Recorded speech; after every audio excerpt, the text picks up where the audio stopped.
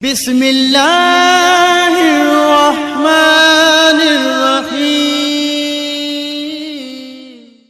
نحمده ونصلي ونسلم على رسوله الكريم اما بعد فاعوذ بالله من الشيطان الرجيم بسم اللہ الرحمن الرحیم۔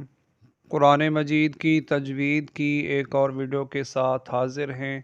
آج کی اس ویڈیو میں ہم میم ساکن کا دوسرا قاعدہ اخفائے شفوی پڑھیں گے۔ اخفائے شفوی کیا ہے؟ اخفائے شفوی کا قاعدہ کیا ہے؟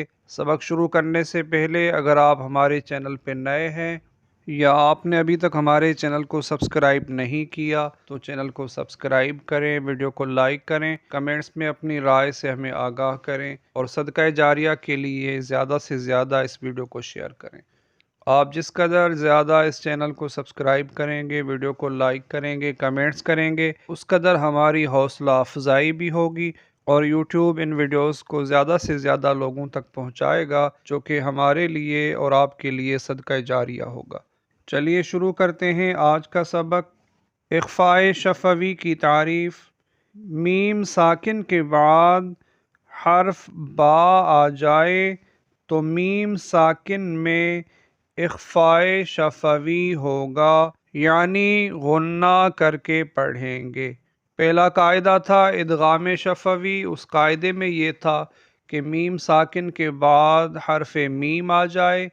اخفائے شفوی کا قاعدہ یہ ہے کہ میم ساکن کے بعد حرف با آ جائے تو اخفائے شفوی ہوگا۔ ان دونوں صورتوں میں غنہ کر کے پڑھیں گے۔ ہم آپ کے سامنے قرآن پاک سے اس کی چند مثالیں رکھ رہے ہیں جس سے آپ کو اس قاعدے کو سمجھنے میں اور ذہن نشین کرنے میں آسانی ہوگی۔